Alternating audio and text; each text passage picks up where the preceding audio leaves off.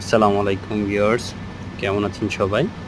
আজকে আপনাদের সাথে শেয়ার করব চট্টগ্রাম দেওয়ানহাট কবুতর বাজার থেকে।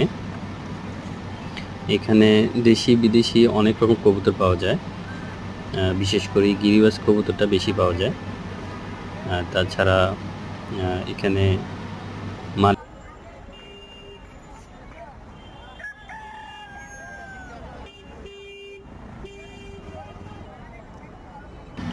এখানে পাখিও আছে, যে ককাটেল পাখি আছে।